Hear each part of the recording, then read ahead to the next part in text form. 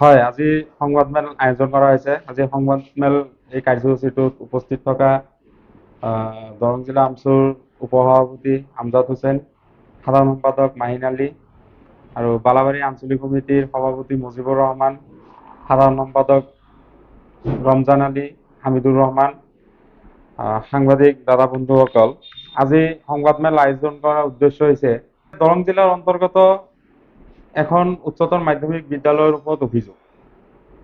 দৰং জিলাৰ অন্তৰ্গত বালাবাৰী উচ্চতৰ মাধ্যমিক বিদ্যালয়ত বিভিন্ন ধৰণৰ অভিযোগ বিগত প্ৰায় বহুত দিনৰ পৰা অভিযোগ উত্থাপন হৈ আছে। এই বালাবাৰী হাইস্কুলৰ যিজন প্ৰধান শিক্ষক, তেখেতৰ ওপৰত যি দুৰ্নীতিৰ বহুত ধৰণৰ অভিযোগ উত্থাপন হৈ আছে। যোৱা মাৰ্চ এপ্ৰিল মাহৰ পৰা অভিযোগ উত্থাপন হৈ আছে আৰু অভিযোগ দাখিল কৰা হৈ আছে। আয়ুক্ত মহোদয়ক অভিযোগ দাখিল কৰা হৈছে। সম জিলাৰ উপায়ুক্ত মহোদয়কো অভিযোগ দাখিল কৰা হৈছে। বিদ্যালয়ৰ পৰিদৰ্শক মহোদয়কো অভিযোগ দাখিল কৰা হৈছে। বিভিন্ন পেপাৰ পত্ৰিকাত বাতৰি প্ৰকাশ হৈছে এই বালাবাৰী হাইস্কুলৰ প্ৰধান শিক্ষক ডাঙৰীয়াৰ বিপৰীতে। এয়া তেখেতৰ ওপৰত যি পেপাৰ কাটিং হৈছে এইবিলাক তথ্য। কিন্তু পৰিতাপৰ বিষয় হৈছে যে ইমান দিনৰ পৰা এটা বিদ্যালয়ৰ প্ৰধান শিক্ষকৰ ওপৰত বিভিন্ন দুৰ্নীতিৰ ওপৰত যি অভিযোগ উত্থাপন হৈ আছে আৰু অভিযোগ দাখিল কৰা হৈ আছে, কিন্তু আজিলৈকে কোনো ধৰণৰ ব্যৱস্থা গ্ৰহণ কৰাৰ আমাৰ দৃষ্টিগোচৰ হোৱা নাই। যোৱাকালিও আমাৰ দৰং জিলাৰ আয়ুক্ত মহোদয় এগৰাকীক আমি লগ ধৰিছো, লগ ধৰি কিনে কথাখিনি কৈছো, আকৌ মনত পেলাই দিছো আমি যে ইমান দিনৰ পৰা যে অভিযোগ উত্থাপন হৈ আছে, অভিযোগ দাখিল কৰা হৈ আছে, আজিলৈকে কোনো ধৰণৰ ব্যৱস্থা কিয় গ্ৰহণ কৰা হোৱা নাই। তেখেতে আমাক জনোৱা মতে যে তদন্ত কৰা হৈ আছে, কিন্তু আজিলৈকে তদন্তৰ কোনো প্ৰতিবেদন আমি পোৱা নাই। অভিযোগ তেখেতৰ বহুত অভিযোগ আছে। আপোনাৰ নামভৰ্তিৰ নামত অবৈধ ধন সংগ্ৰহৰ অভিযোগ, তাৰপিছত মিড ডে মিলৰ নামত অভিযোগ, তেখেতৰ ব্যক্তিগত অভিযোগো বহুত ধৰণৰ অভিযোগ আছে। এই অভিযোগখিনি গোটেইখিনি আমাৰ তথ্য সহকাৰে আমাক অভিযোগখিনি দাখিল কৰা হৈছে। আমাৰ ওচৰত তথ্য আছে। আপোনাৰ যোৱা 23/8/2026 তাৰিখে স্কুলখনত সাধাৰণ সভা অনুষ্ঠিত কৰা হৈছিল SMC সমিতিৰ গঠন সম্পৰ্কে। সেই সাধাৰণ সভাতো বিভিন্ন ধৰণৰ অভিযোগ আমাৰ দৃষ্টিগোচৰ হৈছে। আমাক এই বিদ্যালয়ৰ ছাত্ৰ ছাত্ৰীসকলৰ যিসকল অভিভাৱক আছে, অভিভাৱকসকলে আমাক অভিযোগ দাখিল কৰিছে। আমাক অভিযোগ দিছে যে এই যি পৰিচালনা সমিতি গঠন কৰাৰ ক্ষেত্ৰত যিটো সাধাৰণ সভা অনুষ্ঠিত কৰা হৈছিল, এই সাধাৰণ সভাত যিটো গাইডলাইন আছে, চৰকাৰে যিটো গাইডলাইন দিছে, সেই গাইডলাইন মতে এই সদস্যখিনি বাছনি কৰা হোৱা নাই। আপোনাৰ যি গাইডলাইন মতে যেনেকুৱা ধৰণৰ সদস্যসকলক বাছনি কৰিব লাগে, সেই গাইডলাইন মতে সদস্যসকলক বাছনি কৰা হোৱা নাই বুলি অভিযোগ উত্থাপন হৈছে। এতিয়া ধৰক এটা কথা যে বৰ্তমানতো চৰকাৰে নতুন নিয়ম বান্ধি দিছে যে প্ৰত্যেকটো স্কুল বিদ্যালয়ত SMC সমিতি গঠন কৰিব লাগে। কিন্তু আমি যি দেখা পাই আছো, এই SMC সমিতি গঠন কৰাৰ ক্ষেত্ৰত এতিয়া প্ৰতিযোগিতা, মানে পৰিচালনা সমিতিৰ সদস্য হোৱাৰ বাবে, সভাপতি উপসভাপতি হোৱাৰ বাবে এটা প্ৰতিযোগিতা আৰম্ভ হোৱা যেন আমাৰ দৃষ্টিগোচৰ হৈছে। বিভিন্ন বিদ্যালয়ত দেখা যায় যে এই পৰিচালনা সমিতিৰ যি সাধাৰণ সভা অনুষ্ঠিত হয়, সাধাৰণ সভা অনুষ্ঠিত হোৱাৰ 2-এদিন আগত তেখেতসকলে ছাত্ৰ ছাত্ৰীসকলৰ অট'মেটিক গাইডলাইন হৈ যায়, অভিভাৱক হৈ যায়। কিন্তু আমি জনাত বহুতখিনি লিগেল গাইডলাইন নহয়। আমি গাইডলাইন যিখিনি জানো, গাইডলাইন মতে 75% যি সদস্য পৰিচালনা সমিতিত যিসকল সদস্য অন্তৰ্ভুক্ত হ'ব, তাৰে 75% লিগেল গাইডলাইন হ'ব লাগিব। অৰ্থাৎ ছাত্ৰ ছাত্ৰীৰ মানে প্ৰকৃততে যি পিতৃ মাতৃ তেখেতসকলে থাকিব পাৰিব। কিন্তু দৰং জিলাৰ এই সংখ্যালঘু অঞ্চলসমূহত দেখা গৈ আছে যে যিদিনা পৰিচালনা সমিতি গঠন কৰা হয়, তাৰ 2-এদিন আগত হঠাৎকে কিছুমান ব্যক্তি, মানে অধ্যক্ষ মহোদয়ৰ লগত যিসকল ব্যক্তিৰ সম্পৰ্ক ভাল, তেখেতসকল আল্টিমেটলি গৈ কিনে অভিভাৱক 2-এদিন আগত অভিভাৱক হৈ যায়। হৈ কিনে অভিভাৱক হৈ কিনে ইভিটিভিত 2-এদিন আগত ইভিটিভিত বনাই কিনে অভিভাৱক হৈ পৰিচালনা সমিতিৰ সদস্য অন্তৰ্ভুক্ত হৈ কিনে সভাপতি হোৱাৰ কাৰণে এটা কম্পিটিশ্যন চলি আছে। গতিকে আমি আজি বালাবাৰী আঞ্চলিকৰ উদ্যোগত যি সংবাদ মেল আয়োজন কৰা হৈছে, এই সংবাদ মেলৰ দ্বাৰা আপোনালোকৰ দ্বাৰাই এটা দাবী উত্থাপন কৰিব বিচাৰি আছো যে যিবোৰ স্কুলত ইতিমধ্যে পৰিচালনা সমিতি গঠন কৰা হৈছে, সদস্য বাছনি কৰা হৈছে, এইসকলৰ ওপৰত বিভাগীয় কৰ্তৃপক্ষৰ দ্বাৰা তদন্ত হ'ব লাগে। হৈ কিনে প্ৰকৃততে যিসকল অভিভাৱক সেই বিদ্যালয়খনত যিবোৰ ছাত্ৰ ছাত্ৰী পঢ়া শুনা কৰি আছে, সেই ছাত্ৰ ছাত্ৰীসকলৰ প্ৰকৃততে যিসকল অভিভাৱক তেখেতসকলৰ দ্বাৰাই যাতে এই পৰিচালনা সমিতি গঠন হয়, এইটো আমি আমচুৰ তৰফৰ পৰা, দৰং জিলা আমচুৰ তৰফৰ পৰা আমি দাবী উত্থাপন কৰিছো। বালাবাৰী উচ্চতৰ মাধ্যমিক বিদ্যালয়ত যি অনিয়ম আমাৰ দৃষ্টিগোচৰ হৈ আছে, বিভিন্ন ৰাইজৰ অভিযোগ উত্থাপন হৈ আছে আৰু বহুত দিনৰ পৰা এই অভিযোগখিনি উত্থাপন হৈ আছে। আজিলৈকে যেহেতু বিভাগীয় কৰ্তৃপক্ষৰ দ্বাৰাই কোনো ধৰণৰ ব্যৱস্থা গ্ৰহণ কৰা আমাৰ দৃষ্টিগোচৰ হোৱা নাই, অতি শীঘ্ৰেই যদি এই বালাবাৰী এই স্কুলখনৰ ওপৰত যদি কোনো ধৰণৰ কৰ্তৃপক্ষই যদি কোনো ধৰণৰ ব্যৱস্থা গ্ৰহণ নকৰে, তেতিয়াহ'লে আমি গণতান্ত্ৰিকভাৱে এই বালাবাৰী উচ্চতৰ মাধ্যমিক বিদ্যালয়ৰ অধ্যক্ষ মহোদয় ডাঙৰীয়াৰ বিপৰীতে আমি গণতান্ত্ৰিকভাৱে কাৰ্যসূচী গ্ৰহণ কৰিবলৈ আমি বাধ্য হম।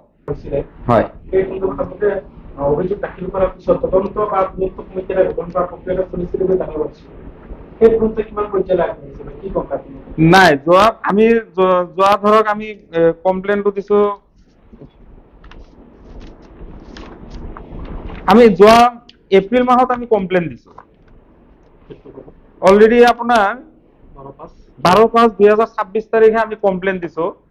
দিয়াৰ পিছত আজিলৈ বহুত দিন হ'ল, আগষ্ট মাহ চলি আছে, 3-4 মাহ হৈ গ'ল। ইতিমধ্যে আমি তেখেতসকলে যে বিভাগীয় কৰ্তৃপক্ষই যে তদন্ত কৰি আছে, আজিলৈকে আমি তদন্ত তেখেতসকল আহিছে আমি গম পাইছো, কিন্তু তদন্ত কৰি গৈ কিনে তেখেতসকলে কি পালে আজিলৈকে কোনো ধৰণৰ তদন্তৰ ৰিপৰ্ট আমি দেখা নাই। যোৱাকালি আমি উপায়ুক্ত মহোদয়ৰ ওচৰত আমি গৈছিলো কথাখিনি জানিবৰ কাৰণে। তেখেতে কৈছে যে এই প্ৰক্ৰিয়াটো তদন্তৰ আওতাত আছে, তদন্ত কৰা হৈছে বুলি জনাইছে আমাক, কিন্তু তদন্তৰ ৰিপৰ্ট নাই। আমি যিজন এই আমাৰ শিক্ষা বিভাগৰ যিজন এডিচি আছিলে, এডিচিক দায়িত্ব দিয়া হৈছিল এই তদন্ত কৰাৰ কাৰণে।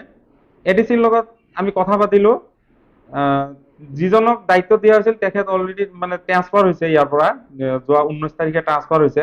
নতুনকৈ যিজন দায়িত্বত আছে তেখেতক আমি কথাখিনি সুধিলো। সোধাৰ পিছত তেখেতে আমাক উত্তৰ দিলে যে তদন্ত হৈছে না নহৈছে আমি গম নাপাওঁ, চাব লাগিব, যদি তদন্ত হৈছে তেতিয়াহ'লে ব্যৱস্থা গ্ৰহণ কৰিব বুলি জনাইছে। কিন্তু আমি এটা কথা জানিব বিচাৰো যে এজন অনুষ্ঠানৰ মুৰব্বীৰ এগেইনষ্টত আমি তথ্য সহকাৰে ৰাইজে যিখিনি অভিযোগ দাখিল কৰা হৈছে, তথ্য সহকাৰে দাখিল কৰা হৈছে। অলৰেডি বাতৰি কাকতত সেই তথ্য সহকাৰে, ফটো সহকাৰে বাতৰি প্ৰকাশ হৈছে।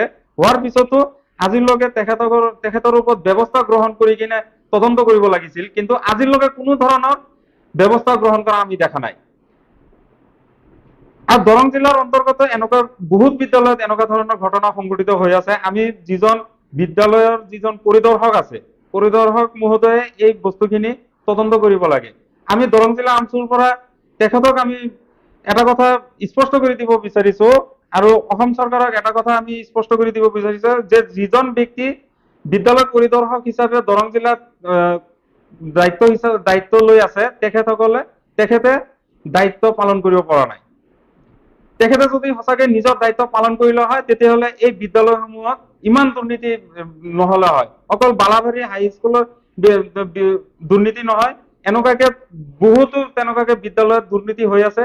এই পৰিচালনা সমিতি গঠনৰ ক্ষেত্ৰত বহুত দুৰ্নীতি হৈ আছে, কিন্তু বিদ্যালয় পৰিদৰ্শক মহোদয়ৰ যেনেকুৱা ধৰণৰ ভূমিকা গ্ৰহণ কৰিব লাগিছিল তেনেকুৱা ধৰণৰ কোনো ভূমিকা গ্ৰহণ কৰা নাই।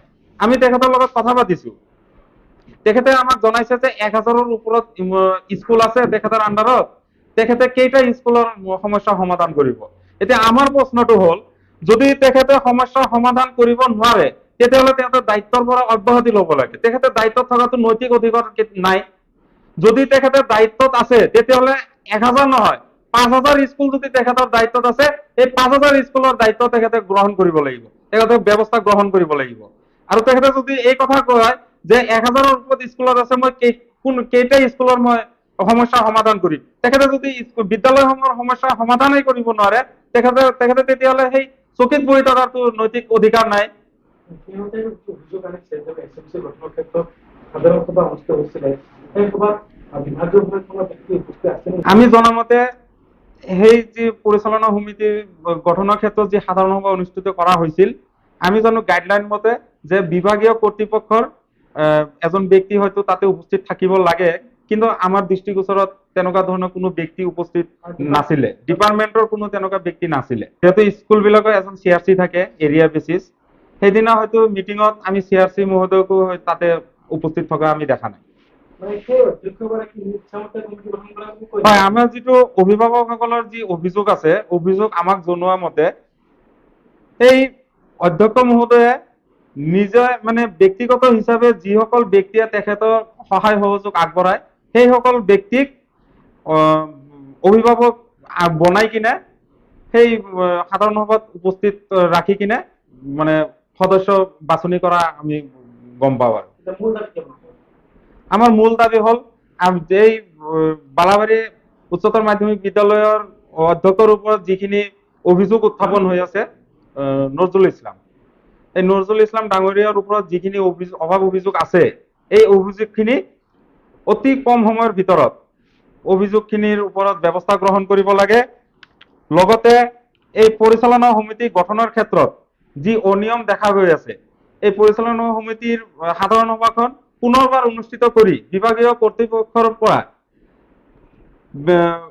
কৰ্তৃপক্ষৰ পৰা এজন অফিচাৰ উপস্থিত থাকি কিনে গাইডলাইন মতে যেনেকুৱাকে এটা সমিতি গঠন কৰিব লাগে, সদস্য বাছনি কৰিব লাগে, সেই গাইডলাইন মতে যাতে সদস্য বাছনি কৰি এটা সুস্থিৰ পৰিৱেশত এটা ভাল সমিতি স্কুলৰ স্বাৰ্থত যাতে এটা ভাল কমিটি গঠন কৰি দিয়ে, যাতে স্কুলখনৰ এই বিদ্যালয়খনৰ যাতে উন্নতি হয়, আমি ইয়াৰ দাবী উত্থাপন কৰিছো। প্ৰথম দাবীটো হৈছে যে বিদ্যালয় পৰিদৰ্শক যিজন আছে তেখেতে যদি নিজৰ দায়িত্ব যদি পালন কৰিব নোৱাৰে, তেতিয়াহ'লে তেখেতে নিজৰ দায়িত্বৰ পৰা পদত্যাগ কৰক, কৰি ভাল এজন ব্যক্তিক যিজনে নিজৰ দায়িত্ব পালন কৰিব পাৰিব, হাজাৰ স্কুল থাকিলেও প্ৰতিটো স্কুলৰ সমস্যা সমাধান কৰিব পাৰিব, তেনেকুৱা ব্যক্তিক দায়িত্ব অৰ্পণ কৰক। দ্বিতীয় আমাৰ দাবী হ'ল নামভৰ্তিৰ নামত অবৈধ ধন সংগ্ৰহৰ যি অভিযোগ আছে, এই অভিযোগৰ নিৰপেক্ষ তদন্ত কৰি কম সময়ৰ ভিতৰত ব্যৱস্থা গ্ৰহণ কৰিব লাগে। 3 নম্বৰ আমাৰ দাবী হ'ল যে 23/8/2026 তাৰিখে যিটো পৰিচালনা সমিতি গঠনৰ কাৰণে যিটো সাধাৰণ সভা অনুষ্ঠিত কৰা হৈছিল, এই সাধাৰণ সভাটো ৰাইজৰ মতে, আমাৰ মতে অবৈধ হিচাপে সাধাৰণ সভা অনুষ্ঠিত হৈছে। গতিকে এই সাধাৰণ সভাটো কেনচেল কৰি কিনে নতুনকে আৰু এখন সাধাৰণ সভা কৰি বিভাগীয় কৰ্তৃপক্ষ উপস্থিত থাকি এটা সুচাৰু ৰূপে এখন সমিতি গঠন কৰি দিয়ক, এইটো আমাৰ দাবী। আৰু এটা দাবী হ'ল যে এই সাধাৰণ সভাত যিসকল সদস্যৰ নাম প্ৰস্তাৱ কৰা হৈছিল, কিন্তু কোনো কাৰণ নোহোৱাকে সেই প্ৰস্তাৱ হোৱা সদস্যসকলৰ নাম কৰ্তন কৰা হৈছে। অধ্যক্ষ মহোদয়ে নিজাববীয়াকে সেই সদস্যসকলৰ নাম কৰ্তন কৰা হৈছে, যিসকল সদস্য নেকি প্ৰকৃততে অভিভাৱক, ছাত্ৰ ছাত্ৰীসকলৰ পিতৃ মাতৃ, তেখেতসকলৰ নাম কৰ্তন কৰাৰ যি অভিযোগ আহিছে, ইয়াৰ ওপৰত তদন্ত কৰিব লাগে। তদন্ত কৰি প্ৰকৃততে যিসকল অভিভাৱক, ছাত্ৰ ছাত্ৰীসকলৰ যিসকল পিতৃ মাতৃ, তেখেতসকলক সদস্য হিচাপে অন্তৰ্ভুক্ত কৰিব লাগে। ইয়াৰ পিছত আমাৰ দাবী হ'ল বিদ্যালয়ৰ বাৰ্ষিক প্ৰতিবেদন যথাযথভাৱে অনুমোদিত হৈছিল নে নাই, সেই বিষয়টো তদন্ত কৰি কিনে প্ৰতিবেদনখিনি আকৌ পুনৰবাৰ উপস্থাপন কৰিব লাগে। গতিকে আজি সংবাদমেলৰ দ্বাৰা আমি এটা কথা স্পষ্ট কৰি দিব বিচাৰিছো যে এই বালাবাৰী উচ্চতৰ মাধ্যমিক বিদ্যালয়ত যিবোৰ অভিযোগ আছে, এই অভিযোগৰ ওপৰত যিহেতু তদন্ত হৈছে, প্ৰায় 3-4 মাহৰ পৰা তদন্ত হৈ আছে, আমি ভাবো যে তদন্ত প্ৰক্ৰিয়া হয়তো সম্পূৰ্ণ হৈছে। গতিকে অতি কম সময়ৰ ভিতৰত যদি এই বালাবাৰী উচ্চতৰ মাধ্যমিক বিদ্যালয়ৰ প্ৰধান শিক্ষক নজৰুল ইছলাম ডাঙৰীয়াৰ ওপৰত যদি কম দিনৰ ভিতৰত বিহিত ব্যৱস্থা গ্ৰহণ নকৰে, তেতিয়াহ'লে আমি ৰাইজৰ সহযোগত আমি গণতান্ত্ৰিকভাৱে আমি আন্দোলন গঢ়ি তুলিবলৈ আমি বাধ্য হম।